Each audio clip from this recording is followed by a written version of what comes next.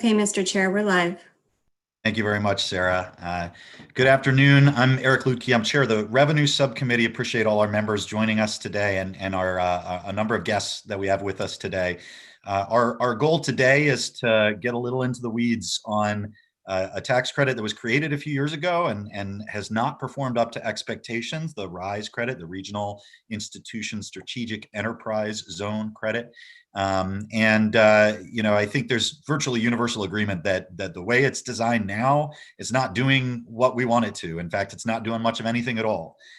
So the policy questions for us in the legislature are, first and foremost, do we even need this credit or some credit like it? And then second, if we do need it, how do we change it into something that will actually incent what we want to incent and serve the economic development purpose it was created for. So we'll be starting with presentations by DLS and then commentary from Secretary Schultz in the Department of Commerce, and then our higher ed partners at the university system and at Johns Hopkins University.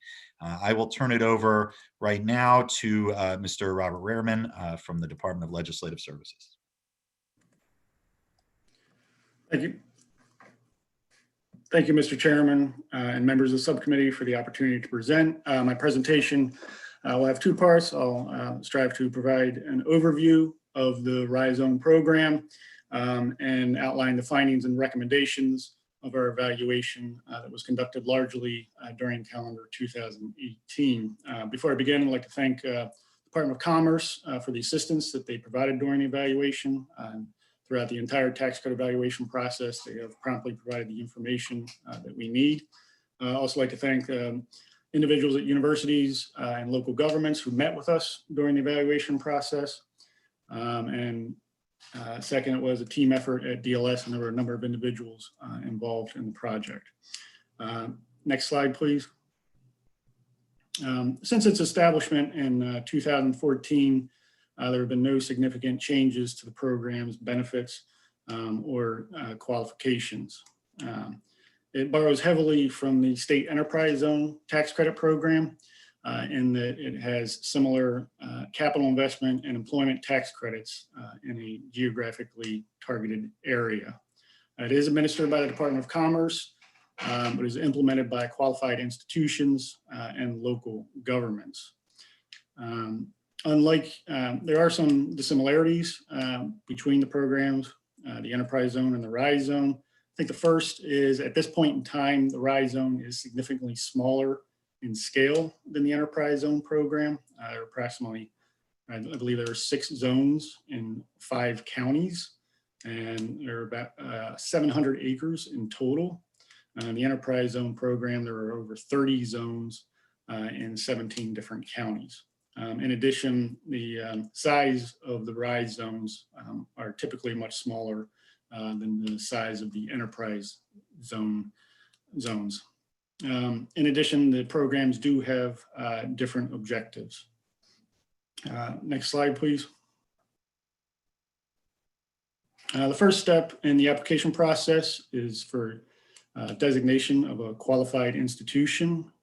Of the eligible institutions, there have only been public 4-year institutions of higher education and 1 community college. There have not been any private institutions of higher education or other eligible organizations such as nonprofit organizations affiliated with federal agencies, such as I believe the 4 federally funded research and development centers that are located in the state of Maryland.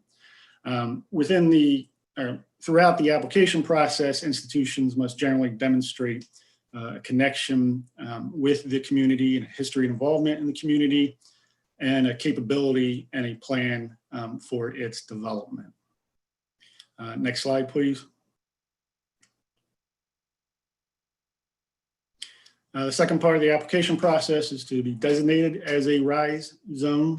These are designated for 5 years and can be renewed for an additional 5 years. The qualified institution must submit a joint application. For example, for UMBC, they submitted a joint application with Baltimore County, the University of Maryland College Park, submitted a joint application with the City of College Park, Town of Riverdale Park, and Prince George's County. The RISE zone must be in immediate proximity of the qualified institution, but there are exceptions for rural areas or instances in which there is an approximate nexus. Next slide, please. The program has four main incentives, the first of which is Baltimore City and counties may use TIF bond proceeds for additional uses within a RISE zone. At the time of our evaluation, officials at the University of Maryland, Baltimore indicated that was a significant factor in their decision to participate. In addition, in the Salisbury University RISE zone application, there was a statement of an intention to use this expanded authority. There's also priority consideration for specified state financial assistance programs. This is what is afforded to businesses that are located in an enterprise zone as well. The first tax credit is a 5-year property tax credit based on the value of real property improvements. These are for 5 years, but they can be extended for an additional 5 years if the zone is extended. Statutes provides for the base credit percentage and enhanced credit percentage if the business is located in certain areas, such as an enterprise zone or a focus area of an enterprise zone. Local governments, however, may establish higher credit percentage. At the time of the evaluation, there were 2 zones that had established an enhanced credit of 75% for businesses within certain targeted industries. The base credit percentage is 50% in the first year and 10% thereafter. Unlike the state enterprise zone program, there are no reimbursements for any foregone local property revenue loss. In addition, the enterprise zone property tax credit is a little more generous and starts out at 80% and declines by 10% thereafter. The second tax credit offered is a modest employment tax credit, and this is identical to what's offered in the enterprise zone. Next slide, please. Slide 5 has an overview or timeline of the designation of the qualified institutions and the RISE zones. In 2015, the first 3 qualified institutions were designated. You'll notice the University of Maryland, Baltimore is approaching the end of its first 5-year designation, and the zone expires next week. Commerce does advise that an application is currently in process. In 2017, there were 3 additional qualified institutions, Salisbury University, Morgan State University, and Montgomery College, Germantown campus. And finally, Towson University was designated in calendar year 2018, but to date, there has not been a RISE zone application. So in general, there's been about a 1.5-year time period between the application of the qualified institution and designation of the RISE zone. Next slide, please. The next 3 slides just provide maps of 3 of the zones to provide some context. And throughout our evaluation process, we kind of thought there was 3 models or approaches that the different zones were employing. The UMBC zone is an example of the first, with an emphasis on research parks or science and technology parks. The UMBC zone is comprised of VW Tech at UMBC, which the university advises is its primary method to encourage business development and commercialize university technology. The zone does have both emerging companies and more established companies within the research park. I believe the University of Maryland, Baltimore is also in this research-oriented park with its biopark, albeit on a smaller scale. It's currently less than 2 acres. And Montgomery College, Germantown is also another example with its emphasis on its science and technology park. Next slide, please. This is Morgan State University zone, which is unique among zones because of its emphasis on commercial revitalization of a distressed area. And this is the part of the decades-long effort to transform the Northwood Plaza Center into the Northwood Commons, which will be a multi-use building. Published reports a few years ago indicated there would be a rise zone tax credit, but to date, there has not been any tax credit claimed for this project. Next slide, please. This is the Salisbury University Zone, which is an example of kind of a hybrid model that employs different objectives. This zone encompasses or blends Salisbury University with some medical facilities and stretches into the commercial area of downtown Salisbury. This zone does overlap with an enterprise zone. And I think the University of Maryland College Park is another example of the hybrid approach. That zone is the largest zone at a little under 500 acres, and that encompasses certain commercial properties along the Route 1 Baltimore Avenue corridor, its research park, and its innovation district. Later today, I'll probably go running through there. Throughout the pandemic, it's been nice to have an area that's not so crowded with people, as we can all sure relate to that. Next slide, please. And the last two slides, just outlining the findings and recommendations of our evaluation. We did not recommend termination of the program, but we did recommend continuation, and that the General Assembly should consider altering the program. The first two findings and recommendations I want to highlight is that there is some ambiguity in the property tax credit in instances where businesses could claim both the Rise Zone property tax credit and the Enterprise Zone property tax credit. We recommend that there is some clarifying either regulations or statute. And second, even though there are differences in the Enterprise Zone program and the Rise Zone program, based on the history of the Enterprise Zone program, we recommend that the General Assembly consider limiting the size of the Rise Zone programs to help keep them focused. DLS in its evaluation of the Enterprise Zone program concluded that there's been a significant expansion and perhaps a drift from its original purpose.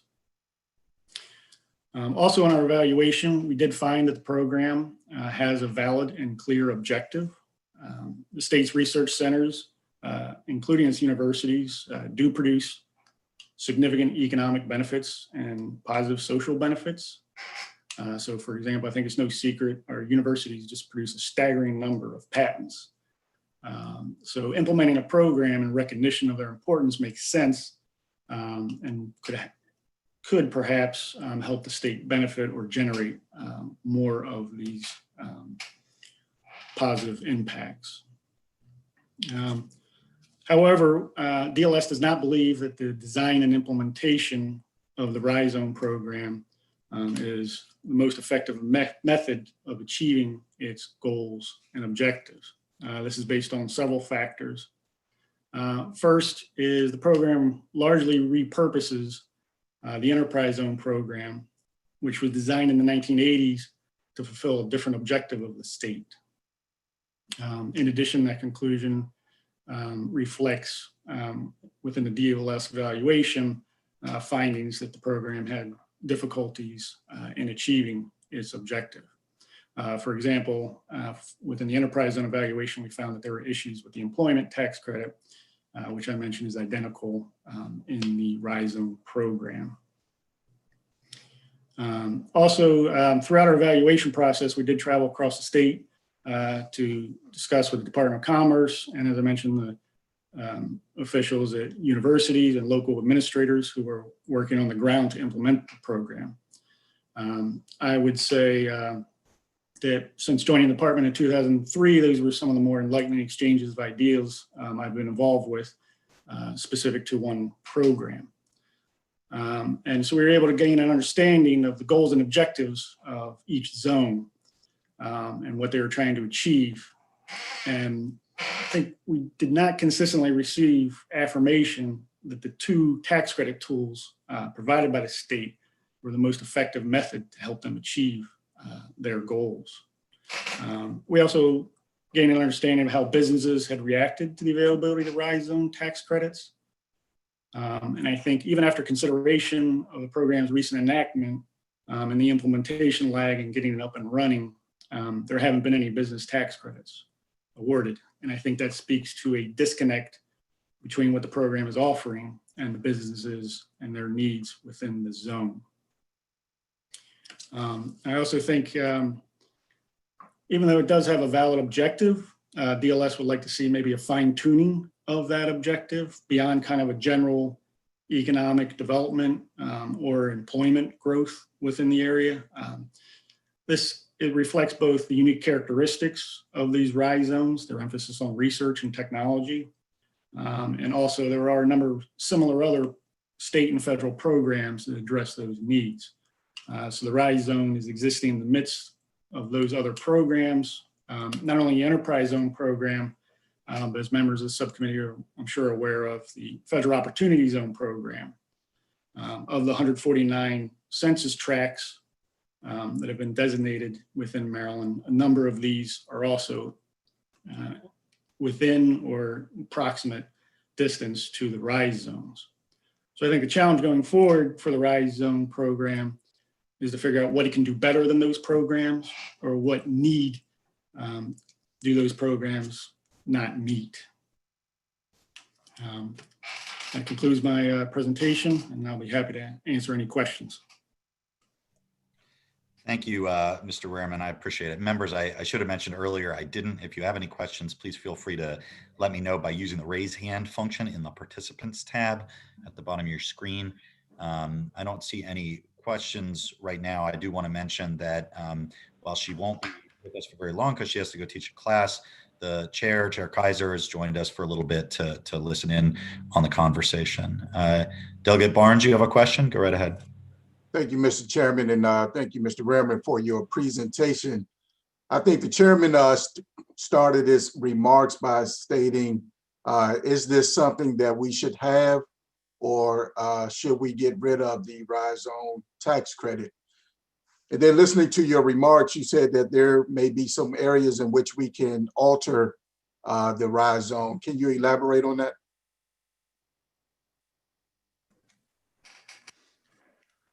Yes, I think one of the, even though the objectives did vary across zones, there were some common threads. And we consistently heard that in some of the zones, there was a desire to either commercialize technology within these universities or encourage startup and technology companies or businesses that are associated with the universities or community colleges.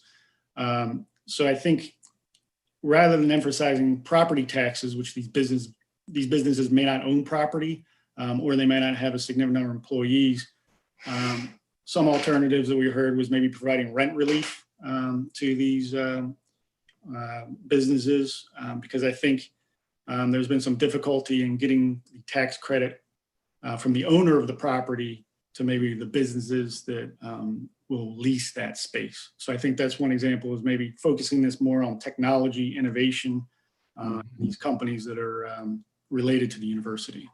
And is there a particular area that is outperforming than others?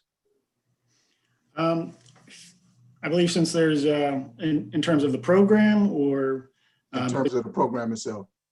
I mean, from the data, since there are no business tax credits, we can't really get into, we don't have any data on what's happening within these zones yet, unfortunately. Thank you, Mr. Chairman. Thank you, Delegate Barnes. Mr. Wehrman, can I follow up on Delegate Barnes's question? You suggested one alternative might be to consider some sort of rent relief. Do you mean through the tax code or through grants? That would be through grants. All right. Any other questions for Mr. Wehrman? Seeing none, we will turn now to our friends at the Department of Commerce. And let me add my comments to Mr. Rehrman's earlier comments. Secretary Schultz, we appreciate the partnership from you and your team and your willingness to be responsive to DLS and those of us in the legislature. It's really great having a partnership with an agency like we do. So thank you so much for joining us, and we look forward to hearing your thoughts about the RISE program. Absolutely, and thank you so much, Chairman Lupke. And I know that we've spoken a couple of different times about some different types of programs that we have at the Department of Commerce. So I am extremely grateful for you, for the committee, and also for Mr. Rehrman and his colleagues at DLS that really put a lot of time into this analysis of the RISE Zone program. It was very thoughtful, it was very thorough, and we're grateful also to be able to have those partnerships. We know that we have to have productive discussions about this program, other incentive programs at the department overall, because when our programs are successful, the state of Maryland is successful, and that's our ultimate responsibility. But before I talk about the RISE Zone specifically, I just want to very quickly acknowledge the powerful role that higher education institutions play in our community and in economic development. As many of you may know, I'm a member of the University System's Board of Regents, and I understand full well that Maryland's 2- and 4-year institutions are amazing assets that they continue to leverage assets on top of what they have, particularly regarding research and innovation. And it's crucial to our economic development efforts across the state. Our partnership with higher education is a critical part of economic development. I'm also committed to ensuring, as you know, Chairman Lupke, that the 19 business incentives in Commerce's economic development toolbox are as effective as possible and produce measurable outcomes. So I do welcome this discussion of the RISE Zone program specifically and how it can be made more effective. This will be an important part of a broader discussion around restructuring Maryland's incentive programs in a whole. And we've been having these discussions for going on 2 years now. This incentive predates my tenure as Secretary of Commerce, so I have technical folks on the line to be able to assist if we need to. And I have not personally reviewed or approved any applications to create new RISE zones, but I am given to understand that the institutions and local governments who applied to create the existing zones submitted extremely thorough and thoughtful applications, which I have no doubt, and they laid out very ambitious goals for their own specific zones. However, each institution faces different challenges, so each zone has different goals, as noted on page 25 of the DLS analysis. For example, Towson University Zone administrators hope to diversify the types of businesses in their zones. UMB Zone administrators would like to strengthen their cluster of biotechnology companies. The Greater College Park Zone does not allow retail stores to qualify for the RISE Zone tax credits. Some zone administrators have expressed frustration with the program since the property tax credit is very difficult to explain. In addition, developers may not be interested in the property tax credit because they would be required to pass on its benefits to the tenants through lower rents. For many institutions, supporting technological innovation in new startup companies is the most effective way to leverage their assets into economic growth. However, institutions like Morgan State University and Salisbury University have RISE zones that reflect a more traditional community development plan. So in those cases, in an enterprise zone like credit with a property tax credit or tax increment financing might make sense. I am well aware that our partners at the universities see a lot of potential in this program. We totally agree there's lots of potential. But when we at Commerce discuss business attraction projects and opportunity zones, the RISE Zone program does not generate the demand or the interest like other incentives in our portfolio. My staff tells me that over the years, there have been many conversations about ways to improve the program and to better align the incentives with the program objectives, but those changes have not occurred. We now have a set of recommendations from DLS that I believe are a good start. So I'll briefly offer Commerce's response to those specifically. The first recommendation is to alter the incentives to focus on promoting technological innovation. We think this is reasonable. Commerce has no programmatic concerns, but we would be concerned with proposals that would lead to additional budget expenditures. The second recommendation is to alter the incentives to give administrators more flexibility to achieve their zone's unique goals. Commerce has no concerns with this recommendation. We would want the qualified institutions and local governments to detail in their applications how they will be measuring and evaluating the impact of their activities within the zones. The third recommendation relates to clarifying the regulations concerning the interaction of RISE and enterprise zone tax credits. My written testimony goes into more detail, but Commerce has guidelines addressing this matter. And if these are not consistent with the legislative intent of the program, then we would recommend a legislative change to the statute itself. The final recommendation is to limit the maximum size of the RISE zones. Commerce agrees that zones should be targeted and focused in order to effectively spur development that aligns with their goals. That being said, we think it would be very difficult to formulaically calculate what the maximum size should be. Each zone is different, each geographic location is different, and they have different goals and different assets. So the ideal size would probably be, at this point in time, a subjective determination based on geographical standards of the areas around those universities. So I know several experienced economic developers are also signed up to testify, and hello to all of them in advance. I know we're all interested in hearing their thoughts as well. But I want to conclude by saying that there is broader agreement that supporting innovative startups that grow out of university-led research should be a top economic development priority.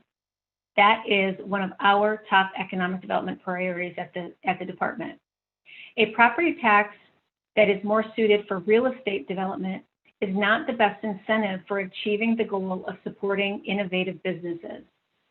I think we should all be, we should all consider better ways to support our emerging companies. And we are thinking of better ways, and we've had many conversations about those better ways to support these emerging companies. We can do that by retooling the RISE zones. I believe we agree that, with Mr. Rearman, and that there's not a recommendation to get rid of the program, but to recreate the program. And what does that look like with new incentives that are targeting startups that locate near the institutions that can capitalize on the resources that are available to them in those locations? And I think we're all clear on what the overall goal is. And Commerce looks forward to further productive conversations, which I have no doubt will happen, about the best way to move Maryland forward.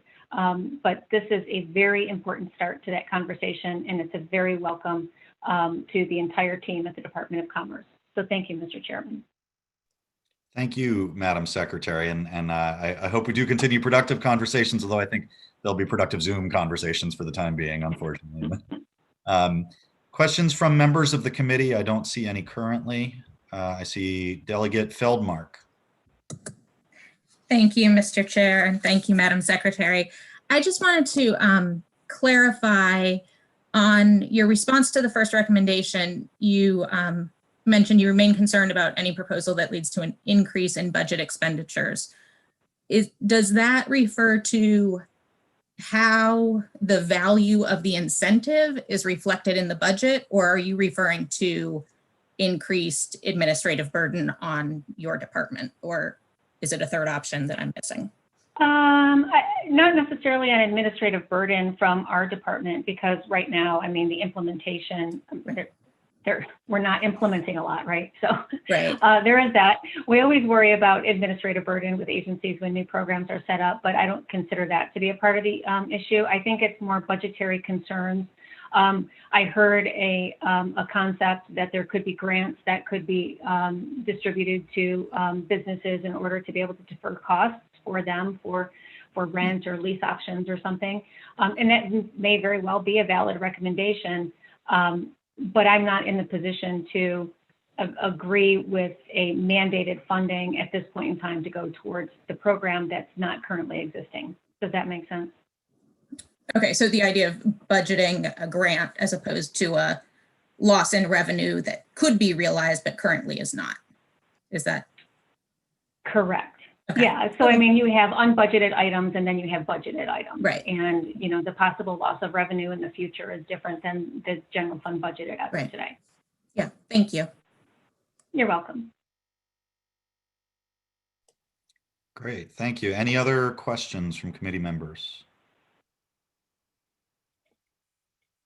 All right, seeing none. I will turn now to our guests from the University System of Maryland, followed by our guest from Johns Hopkins University. So from the University of System of Maryland, we have with us James Hughes, the Senior Vice President and Chief Enterprise and Economic Development Officer for the University of Maryland, Baltimore.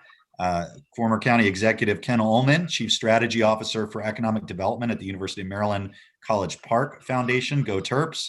We have David Iannucci, the President and Chief Executive Officer of the Prince George's County Economic Development Corporation. And then from Johns Hopkins University, we have Mitch Bonanno, who is the Chief Real Estate Officer, I believe. And so we'll go in that order if that works for everyone. We'll start with Mr. Hughes.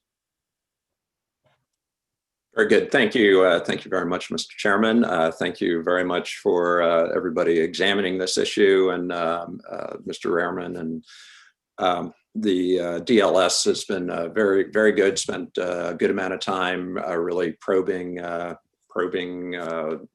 RISE program, and the Department of Commerce has been great to work with in administering the program.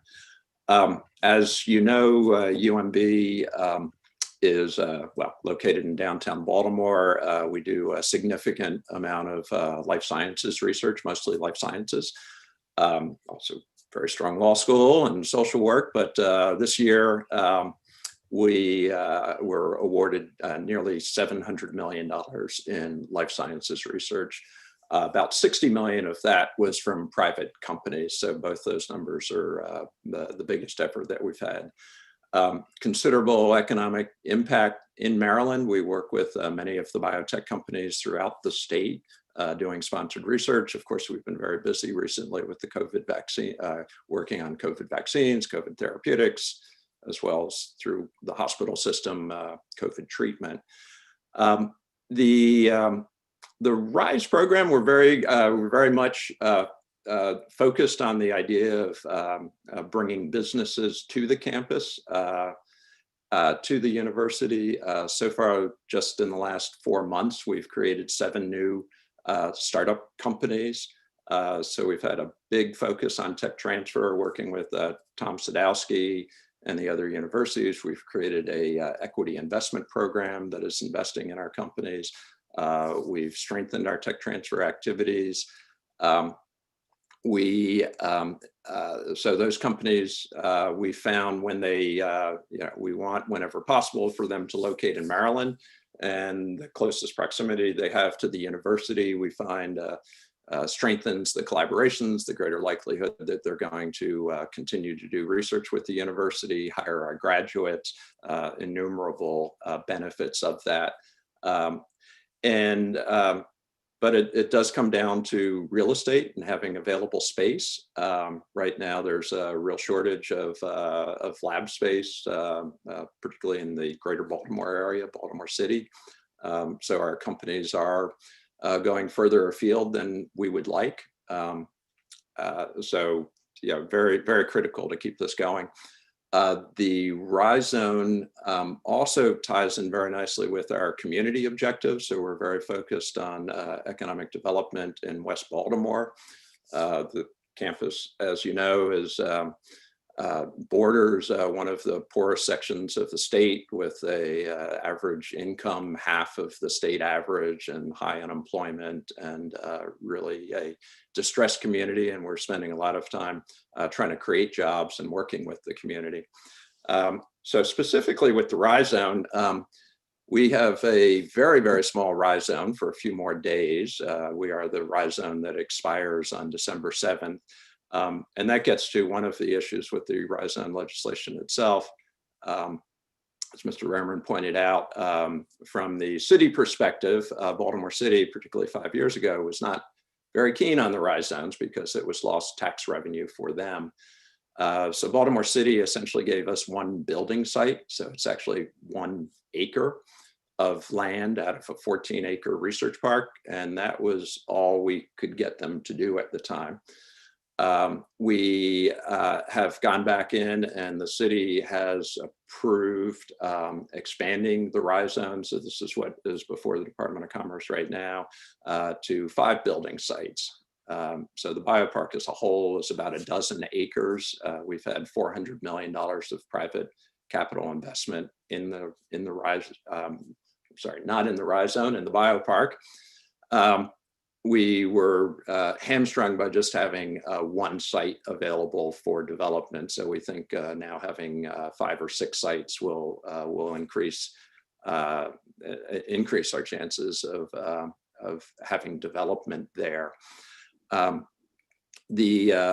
While the benefits are modest, the real estate tax credit as it is going to help us. We hope to break ground this spring on a new $160 million privately financed building that will enable us to expand the number of biotech, as well as cybersecurity companies and IT related companies that are located in the park. Compared to other jurisdictions that our developers working in around the country, Maryland has less incentives than many. So although the rise zone real estate tax credit is modest, it is something that we're able to provide to the developer, and they do pass on the benefit to their tenants, which makes it easier for them to rent the space. So it's at the margin, but it's still an important margin for the developer. We, as Secretary Schulz and DLS have suggested, I think the rise zone concept of having these projects tightly connected to the university with the broader economic development mission become a great platform to keep the program, and then look at what other activities, what other programs can incentivize and promulgate expansion there. I do want to say, while the rise zone is located right next to the university, going back 10 years ago, we had a small company with about 30 employees move into the biopark. Over the years, they grew to 200, and then they were acquired by a out-of-state company for $1.2 billion. A lot of Maryland people made a lot of money there that's being reinvested in other companies. The firm, it's called Catalent, now has major facilities in Montgomery County and Anne Arundel County, and their employment in the biopark is about 300 employees, but they have another close to 1,000 employees throughout the state. So while you do have this very location specific, as the companies grow, they do expand throughout the state. So I think the economic development benefit certainly is statewide as the rise zones are successful. And I will stop there, but thank you very much for the opportunity to talk about this, and look forward to working with you and answering any questions that you might have. Thank you. Great. Thank you, Mr. Hughes. I do need to offer my apology to Tom Sadowski, the Vice Chancellor of Economic Development for USM. Tom, if it's okay with you, we'll come to you after Hopkins, since we didn't have you in the order of speaking. No, that's fine. Thank you, Mr. Chairman. Great. Thank you very much. So next we'll be going to County Executive Ullman, who I will continue to call County Executive for the rest of his life. Mr. Chairman, thank you. I appreciate that. Thank you very much for having me. I will give a caveat. Apparently my neighbor, who I love dearly, decided to have some tree trimming done at this very moment. So if you hear any noise in the background, that's what that is. Quick shout out, by the way, to my former Chief of Staff and colleague, Delegate Feldmark, and my former student and TA, Brad Fallon, who I know is doing a great job for you. So my comments will be fairly brief. first of all, I want to thank the legislature for creating the RISE zones. I believe wholeheartedly that this is an important program. It's an important designation. When we look at the areas of our country that are truly thriving when it comes to the innovative economy, the future jobs of the future, you can rattle off the names of the universities at the heart of those economies, whether in Silicon Valley, whether in the Research Triangle or Boston, New York, et cetera. And we have great universities in the state of Maryland. So the fact that the legislature has said, there's a designation that can be applied for by those universities with their local governments to be treated in a different way to some extent, so that we can unleash innovation, job creation, economic development that supports the state. That is a great thing. And at College Park, with our partnership with Mr. Iannucci and Prince George's County, City of College Park, Riverdale, we believe wholeheartedly in the zone. So that's the good news, and we remain appreciative and excited. And the not so good news is it just doesn't work. It doesn't work for the kind of companies that we're talking to, and it's sort of a last decade approach to the kind of job creation that we're talking about. And one of the things I wanted to do briefly, if I could, and Sarah, I apologize because I got this in late.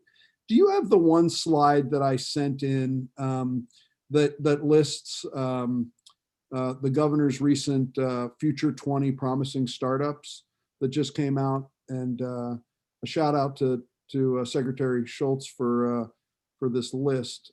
And if so, is there any chance we could get it on the screen? And if not, I will just talk about it. And I know Tom Sadowski's going to talk about it as well.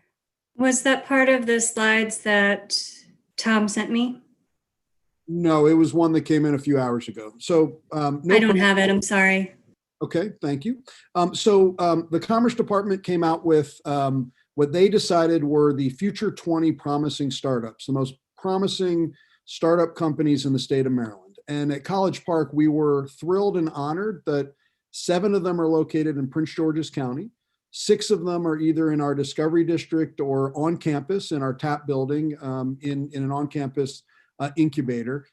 Tom's going to talk a little bit more about the fact that 15 of them received some sort of state-related funding for startups. And although I'm particularly proud of the ones coming out of the labs at University of Maryland College Park and the fact that Prince George's County has more than any other jurisdiction, when you look at all of them, almost all of them have a connection to Hopkins, to UMB, to UMBC, and many of them, so, companies like, N5 Sensors in Rockville also came out of a lab at College Park, right? So we believe that with our Greater College Park initiative, we needed to do the hard work that unleashes those companies out of labs, right? We collectively, Hopkins, the Maryland system, I think has done a really good job of prioritizing technology transfer, new entity creation. What we haven't done as well as we can is seeing that when those companies are started, that they actually grow and thrive in the state of Maryland, rather than somebody in Northern Virginia or somewhere else investing in them and moving them right when they get to the point of creating meaningful jobs, taking them out of Maryland. And so when I look at the companies, the 6, for example, 3 that are in our Discovery District, all 3 of those, IonQ, which recently, Quantum Computer Company, just recently announced a new 25,000 square foot expansion in a university building, hiring another up to 175 employees, building out 10 new supercomputers, quantum computers. The work that we had to do to keep them from moving to Northern Virginia, or frankly, to keep them from following their startup founder who moved to Duke, who had some thoughts about them locating in the Research Triangle, the work that the university did with Commerce, with the county, to get them to stay. We actually built out their new facility for them. They're in the RISE zone, but we could not take advantage of the RISE zone. It just didn't work. So MedCura, same thing. We had challenges moving them out into our joint venture partnership with St. John's Properties. They didn't have the kind of credit they needed. They were anxious about spending the amount of money on rent for space as they were just having their seed fundraising round. So we actually master leased the space, sublet it to them, gave them a slight discount. So the point I'm making is that the really hard work is getting them out of the lab, getting them established, hiring folks. And it's in this gap where I do think, and I know Tom had some, Sadowski and David Iannucci as well, had some great suggestions on how we might be able to pivot the incentive structure so that it really can work in real time. And just lastly, on the real estate side, think about it. If you own an office building, say it's got 100,000 square feet, you've got a 5,000 square foot tenant that technically can take advantage of that property tax.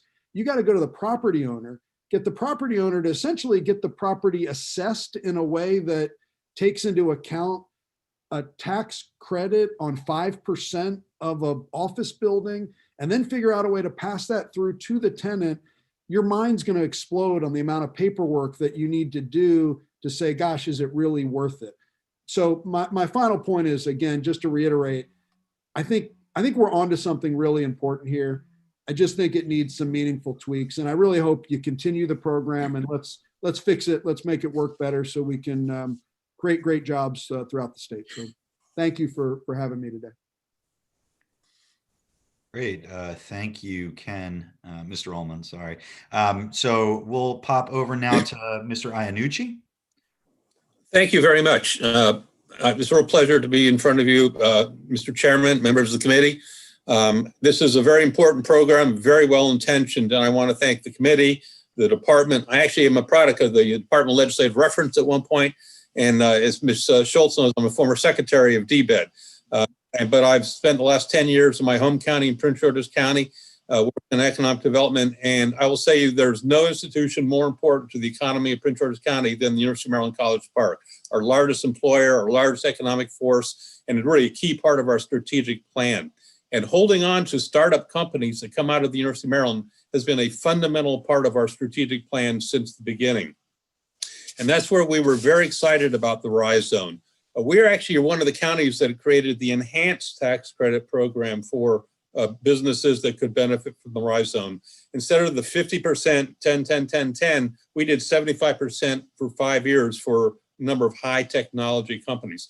That's how enthusiastic we were about the program. We really thought holding on to these companies, frankly, historically, many of them had left the county or left the state. Holding on to these counties was a critical part of our strategy to grow the number of jobs in Prince George's County.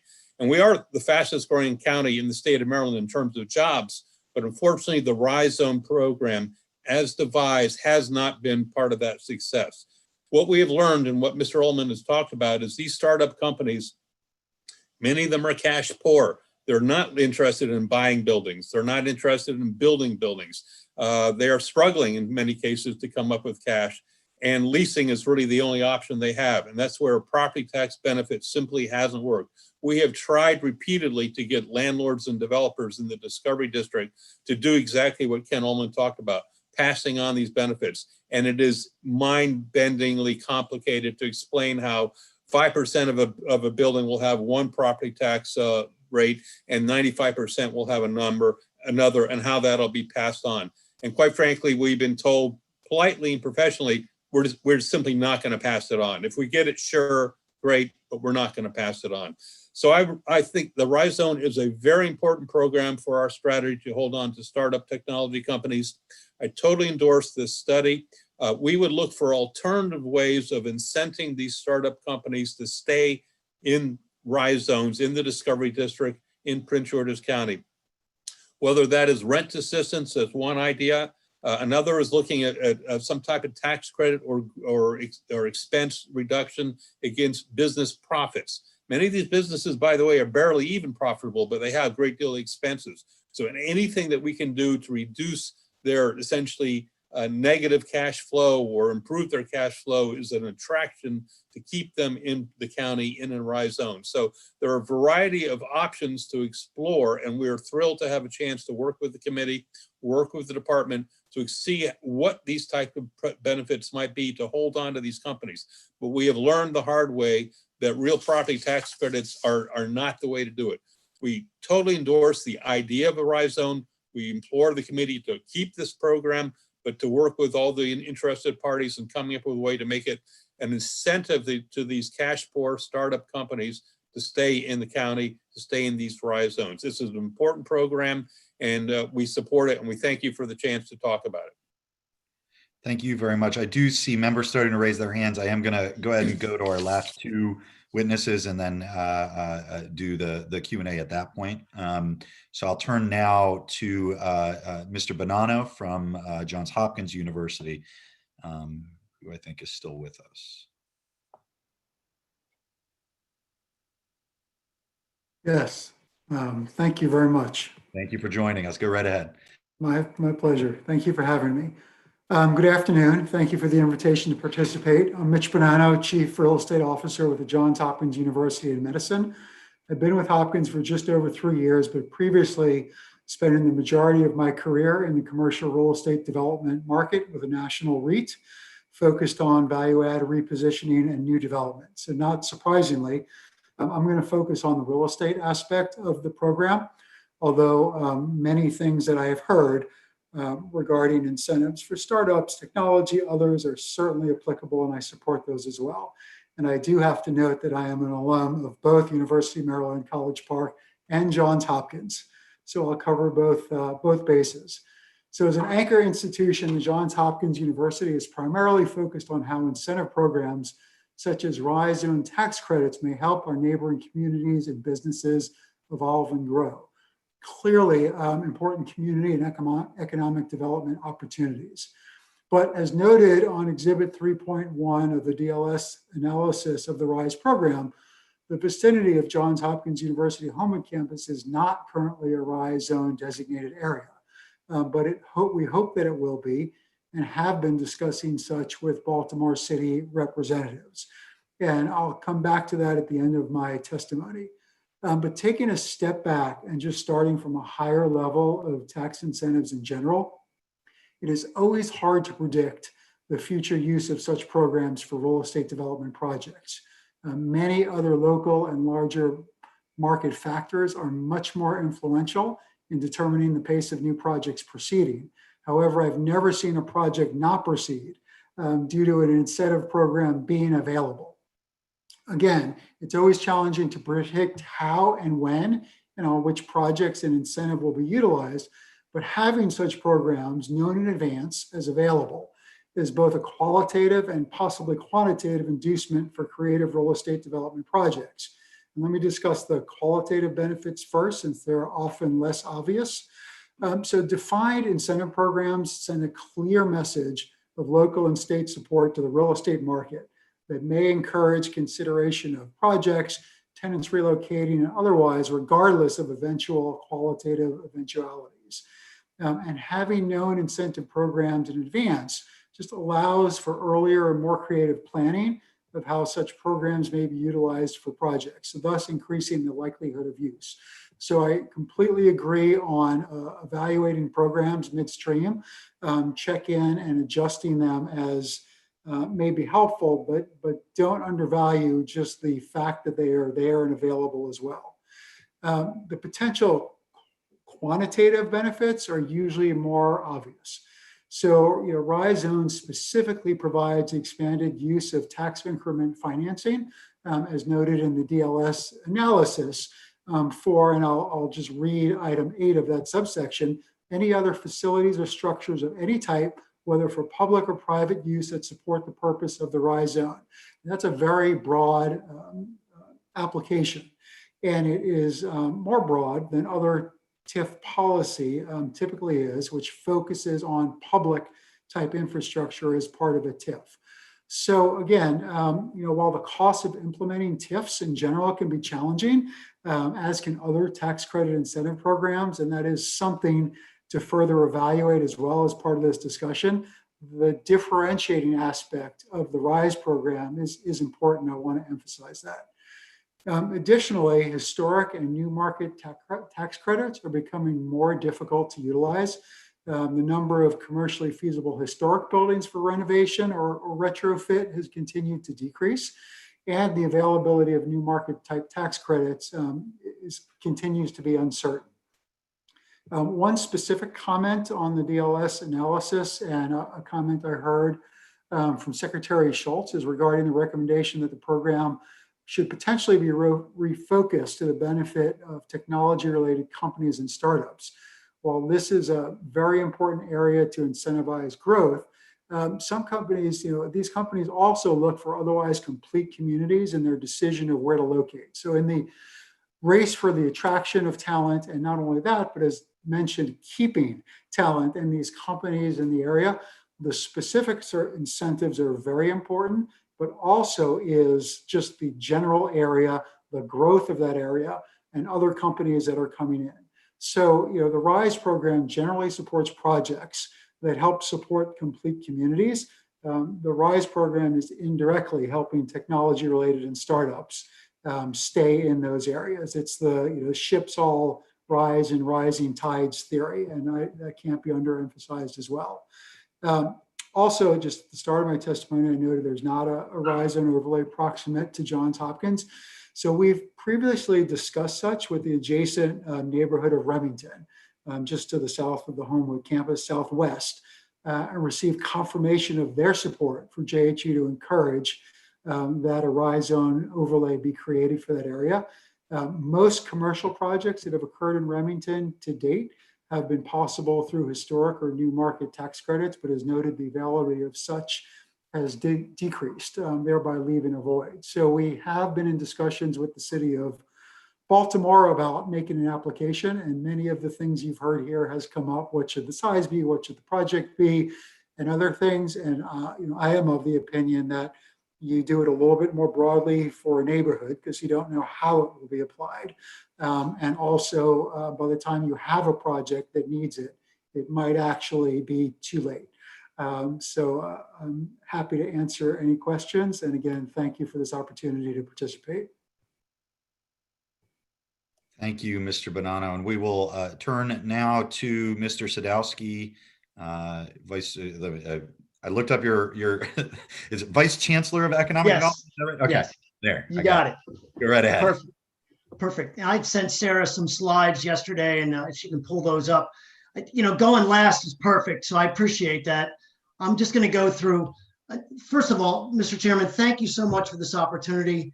And thank you, Mr. Rehrman and the team at DLS for the great work that you did. They were terrific to work with. They listened really well. They hit it spot on with regard to our concerns and the needs relative to the RISE Zone. So we really hope that this committee will consider that report and follow their recommendation. The one key element, the difference between the RISE Zone and the Enterprise Zone, I did want to point out, is that in the RISE Zone, the state of Maryland provides a reimbursement to the local jurisdiction for the real property tax credits that are awarded. In the RISE Zone, that's not the case. The burden is 100% on the local jurisdiction. And so that further complicates kind of the economic model. But quite frankly, if we're not giving really many credits to start with, it hasn't really been a huge fiscal hit. But it is on the local jurisdictions currently to provide that financial incentive. And I think some of my colleagues would back me up. But if we could, I'm just going to give a quick overview and in terms of focus, because I think all the details and the mechanism, the mechanics of the RISE Zone program and what doesn't work has already been well covered. So I want to talk about where we should be focusing down the road. So if you could please, Sarah, next slide. This is a quick profile on the system. We have 170,000 plus students. Half of our students graduate no debt, 50% represent minorities or underrepresented groups. 12 institutions, 3 higher education centers, regional centers throughout the state, 1.4 billion in sponsored R&D, which is great. 90% of that's government funded. So that's a key element that I'll get to in a second. But because of the legislature and how they've worked with us in the past, UMB and College Park alone last year attributed for about 1.1 billion of that 1.4, and now they're ranked in the top 10 nationally for R&D funding. We have 3 research parks with more than 300 tenants and 10,000 employees, 10 plus incubator, innovation center, and accelerator programs. And since 2011, we've helped to facilitate the start of more than 800 new ventures. We're averaging about 100 new startups a year, and 20% of those are based on IP that's developed in our laboratories. So remember that real quickly. Sarah, next slide. The Milken report came out recently, and it gave us high marks. We're always really at the top of this scale, but we are fourth in terms of technology and science index behind Massachusetts, California, and Colorado. You can see some of the accolades that we had received in this report. Our labor force is top notch, and our dynamism gets high marks as well. Next slide, please. But when you really look at the keys as to why we're fourth on that list, look at these two graphics. We are one of the most successful recipients in federally funded R&D per capita, as it shows in the darker shaded color that covers Maryland on the left. On the right, however, this is kind of the key to why Massachusetts and California beat us. They do more in the way of industry-sponsored R&D.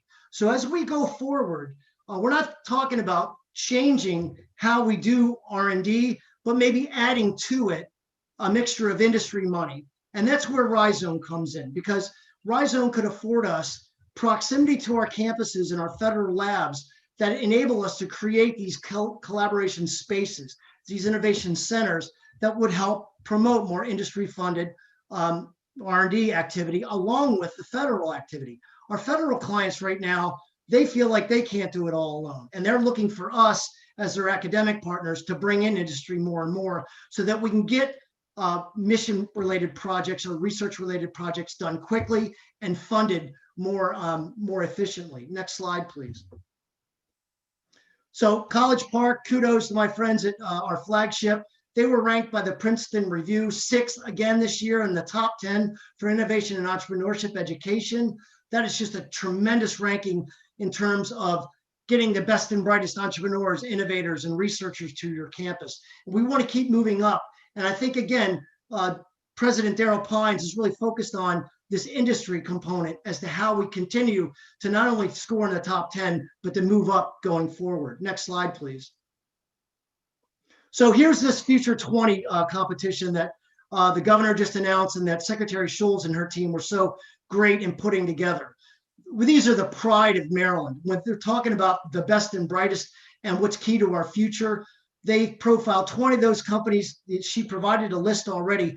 15 of those companies had some touch point or support from our USM institutions, licensing intellectual property, receiving capital, or advisement or mentorship. So the institutions themselves are really playing a critical role in growing these new ventures.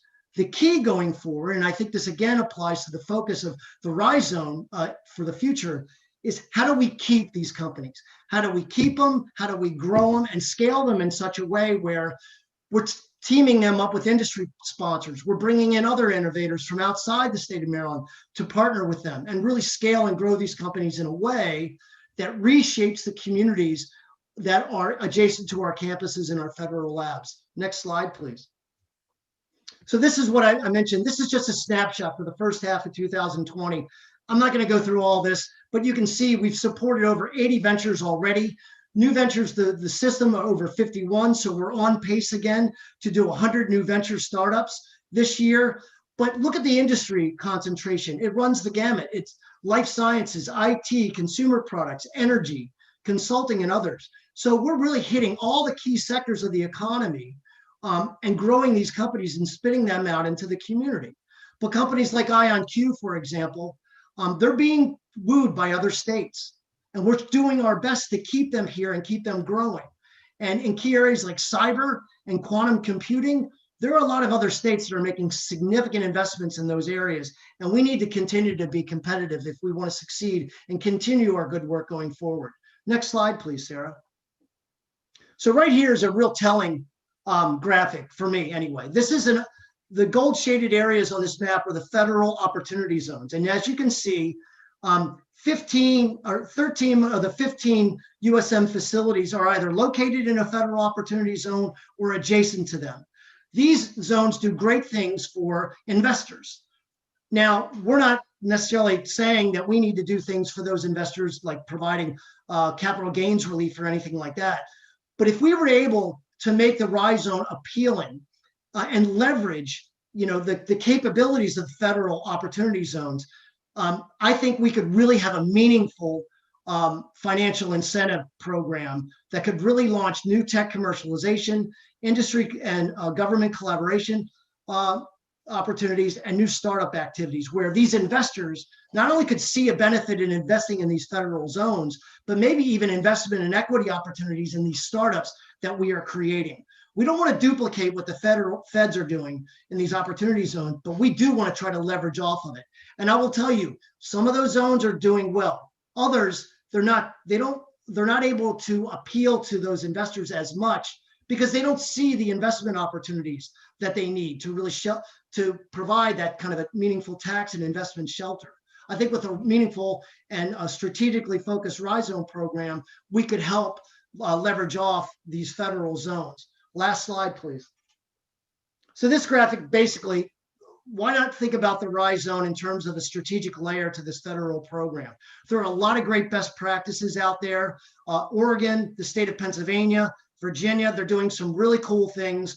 We have a lot of that information that we could pull off the shelf. And in working with you, the Department of Commerce and DLS, I'm confident that we can come up with the right strategic model for the RISE Zone that's going to propel Maryland into the future in these post-COVID times where we can really leverage a lot of the strategic assets that we possess and start to gain significant ground on California, Massachusetts, and hopefully overtake them at some point in the near future.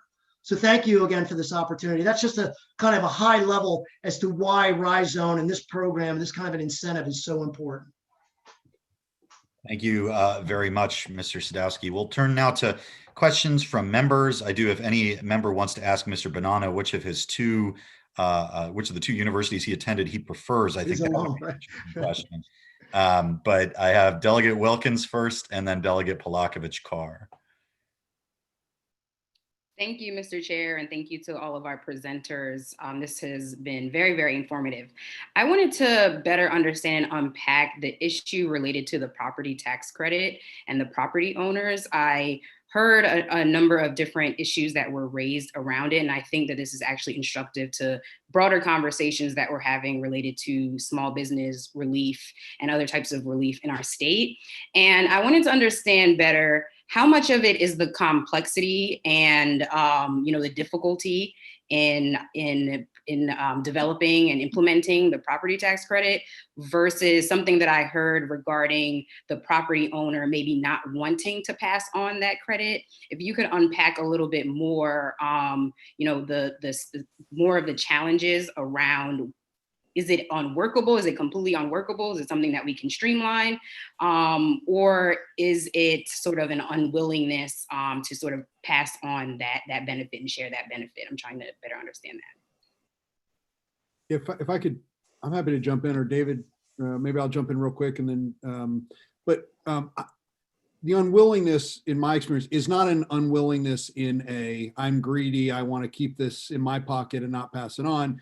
It's that it would take so much paperwork, it's unworkable for that small benefit to then pass it on, just doesn't make sense. And what I would say is the only way this will really work as a property tax is if we lure a large user who is gonna buy the piece of property and build their own major facility. And while that can happen, it's really rare. And I think at least my view of the purpose of this is to help those nascent companies that are 1, 2, 3, 4, 5, employees get to 20, get to 25, get to 30, 40, and in that ramp up. And if you think about it, in my experience, a property tax credit is great for the developer when the developer is looking at all the numbers and whether it makes sense to build that building, whether it's an apartment complex, an office building, a retail strip, whatever it is. In those numbers, does this make sense? Can I afford the project? What we're talking about is company X who, maybe has 9 employees. I'm just picking a number, maybe needs 2,000 square feet and to build out a lab. MedCure is a perfect example. They're in 2,500 square feet. They make a substance that clots bleeding. They got initial funding from DOD, initial funding from some TEDCO, some other sources. They now need to, they're out of space in their on-campus lab, need a transition, a property tax credit for that small amount of space. The paperwork of having that routed to the property owner, then have the property owner go to the county and have the assessment affected. It's just so much brain damage and so much paperwork for a small amount of money in the grand scheme of things, but a really important potential amount of money for that small company. So my own view is just that the property tax system is the wrong way to address this for those smaller companies. It may still be appropriate for a larger enterprise, which we'd still love to have, but that's not what we're seeing day to day as we're sort of in the trenches. If you like, I can add, Ken's done a great job of explaining it. It's not a matter of greed. It's simply, I've tried to explain to our finance department about, and the state, the assessors, that we needed a building, and there might be, again, several thousand square feet. Maybe it's a quarter of one floor of a 5-story building, and they were going to essentially have to create 2 different property tax rates for that. And essentially people said that this is just too much work, too complex. And frankly, that complexity doesn't translate in explaining the benefit to the tenant. They don't understand why they need to go through all that hassle to get really what might be $500 a month savings or $200 a month savings. And from the landlord's perspective, it's simply the accountants, and by the time they're done on the paperwork, they've spent more money than they've saved. It really comes down to the point, the fundamental point, and I really welcome the chance to work with the committee and the department. The property taxes are simply not the right tool to hold on to startup technology companies. We did a study in 2011 of technology startups that had come out of the University of Maryland College Park. And the period was looking back a few years. And we looked at 24 companies that had been created out of the University of Maryland. This not the exact numbers, my memory's not perfect, but of the 24 companies, 10 years later, 19 of them were still in business, which was a pretty good number. And 17 of them had left Prince George's County, and some of them had left the state of Maryland. That's why we made it a fundamental goal to try to hold on to these companies. That's why we're so proud of the work that Ken has done and his colleagues at the University of Maryland College Park, and he mentioned the 7 companies that were just listed. That represents a turnaround that we hope to accomplish 10 years ago. And those are the type of companies that I want to hold in Prince George's County and see them go from 5 employees to 10, and maybe every now and then one of them becomes 100 or 200. That's the growth that we want to build in Prince George's County. If I could just, I think there are limitations to the real estate tax credit aspect, but it is significant to our project in Baltimore. So we have a situation where we're trying to push the real estate developer over the edge to build $150 to $190 million building. As they're doing the calculations, saving effectively about $1.25 per square foot on real estate tax for 5 years, that Baltimore City would give up that revenue, not the state. That helps put them over the edge as they do their rent calculations of the amount of rent they can get and all of that. So it is, there's certainly other things that we can do for the smaller companies, but it is an inducement to get somebody to invest $150 million in West Baltimore. So they are very much depending on that. And we hope that Commerce and the Legislative Policy Committee will approve the expansion of our RISE zone so that that project can go through. So I just say if we could do more than a real estate tax, that'd be great. But I would ask that you not abandon the real estate tax credit. And this gets to the point where each zone has different goals and different strategic needs, and which makes it that much more of a challenge. Mr. Hughes, can I ask in follow up to that? Do you think that, I think, part of the conversation with any changes we need to make is whether the grandfather components of the credit in, certainly for projects that are already in the pipeline. But do you think that it would be equally useful to attract that developer for them to know that they would be, their tenants might be eligible to apply for rental assistance through a state program? Yeah, I think that's certainly helpful as they are, the way these REITs work these days. This is, the financing comes from a $40 billion REIT, and they are looking at projects all around the country and looking at, how they can get that extra 0.1% return. So certainly the range of programs that Maryland has to help startups is very helpful. what they like to be able to do, particularly as they're talking to Wall Street, is say, we have a locked in, definite cost structure for a given building. So the idea of the potential of getting grants is very helpful, but when they are sitting down with the bottom line and looking at the return for the building, something that's definitive is critical. All right. Delegate Polakovich-Carr had a question. Thank you, Mr. Chairman, and I'm very appreciative that we are holding this briefing today on this subject. So I just have a few questions, trying to take a step back here and to understand some of the bigger picture implications of what we're talking about today. So Mr. Ullman actually just spoke to this a few minutes ago, but I'm wondering if some of the other folks representing universities can speak to, what is a typical characteristics of a startup that you're seeking to keep near the university that perhaps is spinning off, in terms of size of employees, amount of revenue raised, operating revenues at that point, anything that could give us a better sense of, what are the types of sizes, stages of companies that you're seeking to retain? Because I feel like if we're talking about much earlier stage companies, perhaps the types of incentives we should be talking about are different than for, say, later stage ventures. Well, I'll jump in with Baltimore. We have about 20% of our space occupied by startups, and those are companies generally coming out of the university, usually UMB, but sometimes other universities. They are biotech firms that probably have raised $1 to $2 million and have 8 to 10 employees when they first move in. They go through a couple fundraising rounds, and maybe 5 years later, they've raised 60 or 70 million, and they've grown to 20 or 30 employees. So it's that generally the startups we have raised about $1 million within that first year. So they are perhaps more established than what you think of an IT startup. You don't necessarily need that kind of money. But I would say an important element of what we've done is we have about 80% of the space now occupied by pretty established companies. So as I mentioned earlier, a startup of ours that now has 300 employees in the park and occupies about 80,000 square feet and is now part of a publicly traded Fortune 500 company.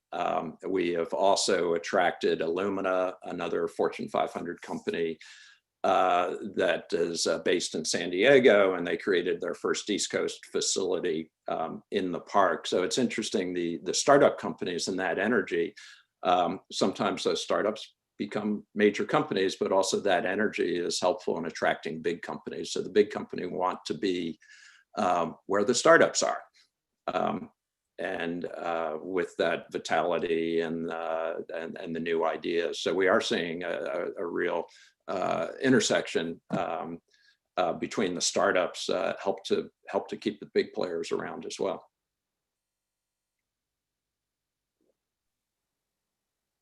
I would just jump in. I know I spoke earlier, but I would agree with Jim. When you build an ecosystem, so, we're in the running. I think we're one of 3 finalists for a major aerospace engineering company that's an international company that's down to 3 sites for its U.S. Innovation Center. Don't know if we'll get it, but they want to be proximate to the university, especially a university with strengths in aerospace engineering, access to faculty, staff, students. But it's also part of the energy that having lots of companies around, lots of just interesting, dynamic, and frankly, then also the amenity package that, having the restaurants and having a hotel conference center and having all those things. So we are seeing our priority, frankly, is to make sure we're doing everything we can to help our own startups, because we think that's the best way to grow new jobs. But as we're seeing folks like Adobe opened a software research lab and hired a dozen folks in College Park, they have one next to MIT, they put one next to College Park. That's a wonderful thing. I'm less concerned with incentives, candidly, I love Adobe. I'm glad they're here. They have somewhat of a different calculation when they're looking at location than, a couple thousand, a small grant. I mean, they're going to come where the talent is. And yes, an incentive always helps. But to me, the real challenge, because we're fighting it every day, is, having our startup, when I get a call saying, we just hired JLL and they're doing a site location study for us and they have us looking in Arlington, and I'm like, okay, now it starts with we're going to move across the river and now we got to fight. And so that's really the more we can have that helps us close any of those gaps so we can keep those companies in Maryland is really at least at the moment, our top priority, and for those young, emerging, growing companies. So we should close the bridges, is what you're saying, Ken. Yeah, and by the way, I love JLL, so I shouldn't have said any. It's a major real estate company that's doing a site selection process, but yes. Thank you. So it sounds like a number of the universities have space on campus where they are providing either, I'm not sure if it's free or discounted, say, lab space for these emergent companies.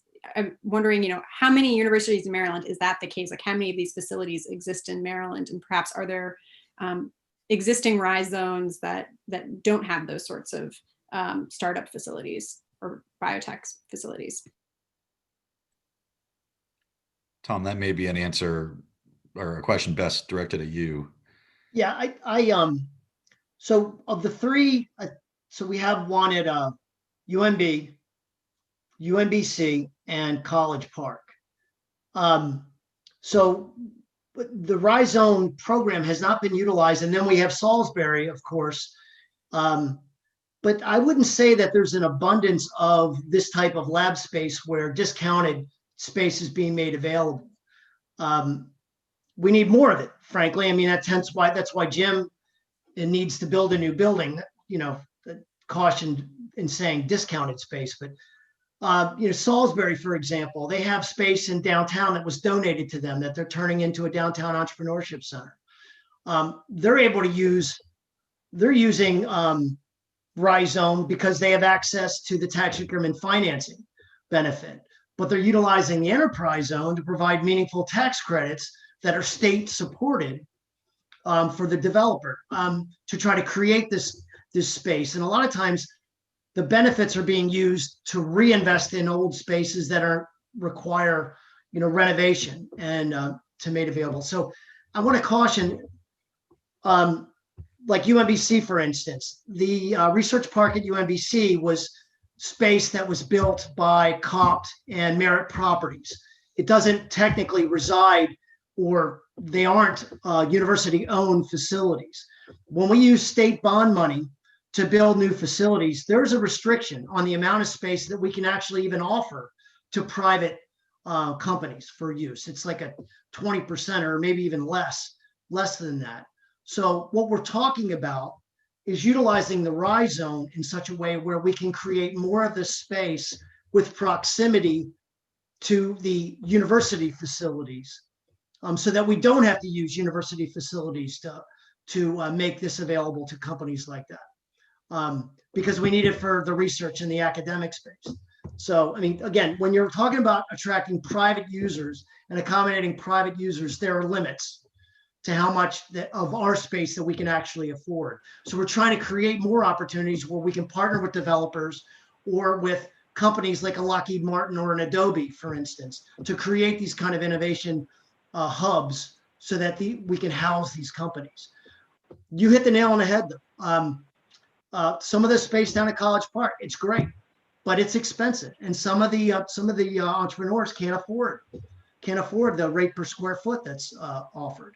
So that's what we're hoping. In a meaningful amendment to the RISE program, we can make available more of the type of space that affords proximity at a rate per square foot that's doable for a lot of these earlier stage companies that aren't cash rich or don't have the capital resources, because we, the universities, can't afford to really offer that type of space ourselves.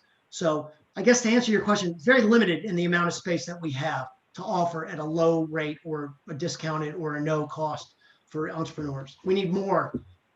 We don't want to give it away, but we also want to have these environments where we can house them or accommodate them. Thank you.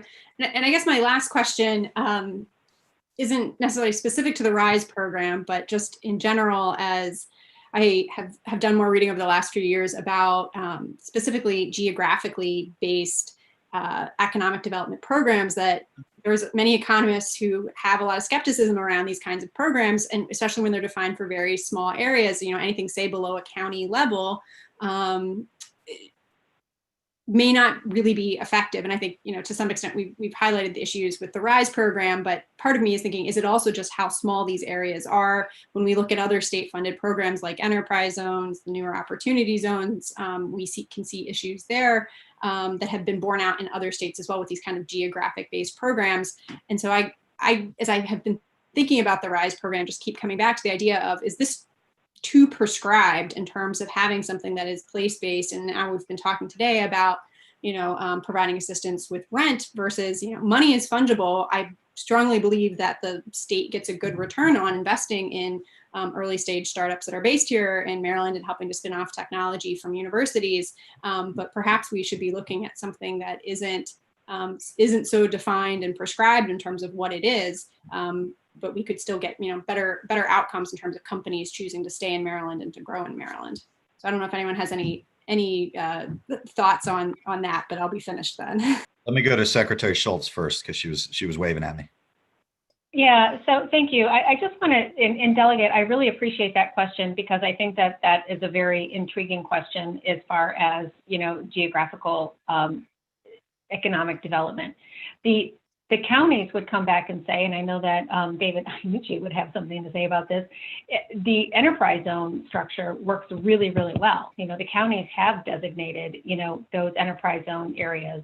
The RISE zones are very similar to the enterprise zones, but they're sometimes duplicative of the enterprise zones in those same geographical areas. The idea of placemaking and the idea of a very specific ecosystem building within these particular small technologies, I think is something that has been a strategy that the state has looked at for a really long time. We just need to find the right model in order to be able to do that. We have a unique asset that Tom had talked about earlier, and the unique asset in the state of Maryland is all of the universities that we have, by the way, both public and private. I don't want to leave our private institutions out of this conversation either, because they have also been very critical, just thinking about Johns Hopkins and what it is to be able to put out individual businesses into the world of manufacturing and research and development. But I think without having the right tool, and so at the Department of Commerce, we look to see what is the right tool. And the conversations that we've had with Chairman Lukey on these types of type of issues is you can't take one product and accept that it's going to be the best product for all of the individual entities that are coming to you. It is not a one size fits all. So I think what we're talking about today and what DLS provided in way of a report was that there is this need to continue to build this ecosystem around this university system, but we need to be able to find the best tool. And what Ken and Jim and Tom and everybody else is seeing is that they have these smaller startups that you get them into the proximity of the university system, and then they can grow and expand. They can grow and expand through a TEDCO grant. They can get funded through nonprofit, right? They can get some university funding. They can get some MEIF funding, right? I mean, there's lots more opportunities out there for them right now as far as state resources or semi-state resources as far as some of those are concerned. And then they move into the commerce sphere where we're able to say at the Department of Commerce, now you're a job creator, and we're going to be able to put you on the map for that. And so it's an entire basket full of products that is going to be used at different stages, but keeping those individuals closer to the universities during that prime part of their beginning part of their existence, I think is critical. And I don't know if that's helpful to you or not, but I just wanted to make that aware. Delegate, I think you hit on that's a key question. We don't want to make the same mistake again. We want to come up with the right mix. There are those best practices. There are those models out there. And I would love to, like I said in my brief comments, love to work with DLS and all of you and Commerce and trying to find the best fit that affords not only the right model, but the kind of flexibility we need to apply to the varying needs throughout the state and opportunities throughout the state. Ken, go ahead. Yeah, I was just going to say really quickly to piggyback on Secretary Schultz's comment that I don't think this should be in any way viewed in a vacuum, right? And there's lots of programs through Commerce, TEDCO, et cetera. And what I think is so important about this program when it comes to the size, because I have these thoughts all the time. And obviously I talk to elected officials who say, well, what about my district? Why are you focused on College Park? But to me, if we have these just supercharged nodes of activity, then it gives us a chance at the most delicate stage of these companies to see them succeed. And then they move to Germantown and Bowie and Columbia and Frederick. And frankly, when you see that Future 20 list, you see some of them, focused in certain areas, but then you see the sensor company in Rockville that started on campus in College Park. But I do think that having that energy in a tight, small place for this one program is a really important thing from my perspective. David, did you want to respond to? Yeah, the two words, the perfect thing, 2 words that I think kind of calculate our strategy. The secretary used the word placemaking, exactly the word I was going to use. Ken and I think Tom used the word ecosystem. We really have seen one of the most dynamic, strong areas in Prince George's County for economic development is the Baltimore Avenue Campus Drive Discovery District area. It is where we have more cranes, I think Ken likes to say, in that one location than we have in the rest of the county. And so the idea to concentrate these companies and have them have access to restaurants, and the Discovery District used to be criticized for just being a dry, empty kind of office park with nothing. You had to get in a car if you wanted to get a cup of coffee, if you wanted a hamburger. Well, now those folks can walk to Whole Foods and walk to nice restaurants, and more is being developed in the entire area. And it's that type of addition of amenities, placemaking, as the secretary said, that we think gives us the real advantage in Prince George's County and College Park to hold on to these startup companies. Again, startup companies that in the past might have left the company. Notwithstanding what Ken said, we don't want them to move to Frederick. We want them to stay in Prince George's County. But we want to hold on to them here and have them be part of the new knowledge economy and help us grow our number of jobs. Too many of the citizens of Prince George's County have to leave the county every day for employment. We want to have jobs in the county for our residents. All right. Delegate Feldmark has a question. Thank you, Mr. Chair.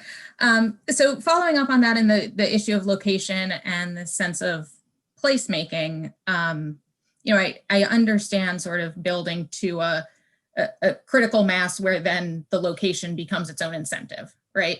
And I think that's what we're striving for. But when we look at economic development and the value to the state of these kinds of incentives in terms of job creation and growing our tax base, as you look at this smaller area around anchor institutions, part of that is the value added to the anchor institution itself, right?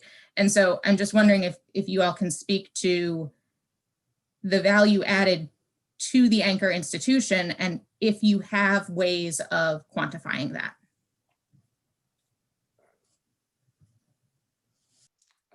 Well, I'll jump in. So we have, I mentioned the biopark. We have teamed with 3 companies in particular in the biopark to win $100 million worth of federal grants.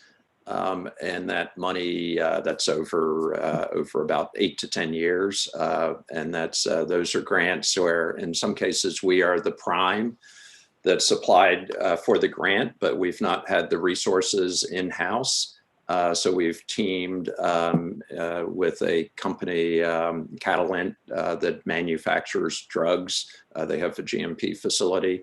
So we've submitted and won a $30 million grant to NIH, where the university and Catalent were essentially able to split that money. We have been running clinical trials for the last 10 years that are NIH-funded clinical trials in partnership with a company in the biopark. I think it's fair to say we would not have been able to win those without the partnership, and they certainly would not have been able to win them. We have also found companies that are located across the street. They they sponsor significantly more research. We have a very small company with 8 employees in the biopark, and they are consistently among the top 10 funders of research at the university, $2, $3, $4 million a year. And, you know, it's that proximity. It's the fact that we see them in the elevator, not these days, but ordinarily we see them in the elevator. Faculty are able to walk across the street. We're able to have those kind of conversations. So the impact of these companies is just is phenomenal. And it's also changing the culture. I would say UMB has become more entrepreneurial because we have entrepreneurs on the campus. We're engaging. Our faculty are looking at different ways of doing things. They're starting companies with a much greater frequency than they were before. Before we did the biopark, we would do 1 or 2 companies a year. Most of them would be out of business within a year or 2. And now that we have the biopark and the change in culture, we're having fairly significant companies, 2 of which were acquired in the last 6 months by major companies. And even through those acquisitions, they've stayed in the state of Maryland, not necessarily the biopark, but in the state of Maryland. So it has just been transformational for us. Just to jump in. And I will also say, oh, no, sorry, Ken. No, go ahead. I was just going to say, you know, building an ecosystem, it's very selfish for Maryland. You know, we want to have these smaller companies. We want them to grow internally in the state of Maryland. But for us, it's one of our best recruitment tools that we have to attract outside companies, right? So the stronger these areas are in the state, when our team, you know, has competitive site selectors, the JLLs of the world that are looking for sites, for us at the Department of Commerce, being able to say, listen, we have this entire ecosystem that is all across the state and the state is committed. And, you know, our marketing scheme of the Maryland Future 20 that Ken and Tom had talked about, that was all because we needed to plant our flag in the ground to be able to say that Maryland is the home of these type of innovative companies. We had almost 200 applications that came in for the Maryland Future 20 that were nominated by other companies or by universities or by somebody, or they were self-nominated.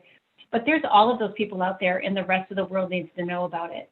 So when Maryland plants the flag to say that we are it, then we are on the roadmap of success. So this small innovative area around these universities is a part of something that's a great big design in order to be able to attract and make Maryland that economic hub for these types of technological advances. I know Ken wants to say something, and then Mitch had thrown his hand up a second ago. Yeah, just real briefly, to Delegate Feldmark's question of the quantifying. So that's the tricky part. We can quantify increased tax base, and we've done an analysis on the tax base enhancements for the state of Maryland, Prince George's County, the city of College Park, job creation, and the fiscal note that comes along with that. What is harder to quantify are some of the things that Secretary Schultz just mentioned, which are, you know, this morning on the phone with Ron Walsworth, who is the new head that recently recruited from Harvard to College Park to run the Quantum Center, recruited by universities around the country. When I asked him, why are you here? He said, IonQ. He said, Maryland, you have the Joint Quantum Institute, right? But some other places that were recruiting me have that on-campus, federal funded. He goes, but you have the most important startup young quantum computing company in the world in College Park. And that told me what I needed to know. The guy has 10 new quantum related startups that he's started or in the process of starting. So that part, the quantification, you know, that's hard to quantify. We probably, as you asked the question, I'm thinking I need to do a better job of finding ways to quantify that. But one more example is a company, Locioni. Locioni is an Italian robotics company. They started in the international incubator, 6 years ago with one person. They're now in 6,000 square feet in our St. John's Properties project. They just signed a lease to add 4,000 square feet. They have 17 people. They do robotics. And when I took President Pines in there, he said, how many of you went to Maryland? 10 hands went up, and they all said they were engineering grads at Maryland. Where would those 10 recent grads have been?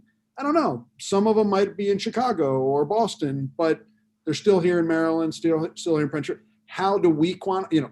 You asked the question. We're gonna sort of relook at our efforts to quantify that, so I can give you a better answer. But anecdotally, everywhere we turn, it's that energy that kind of feeds off each other that is really helping us quite a bit.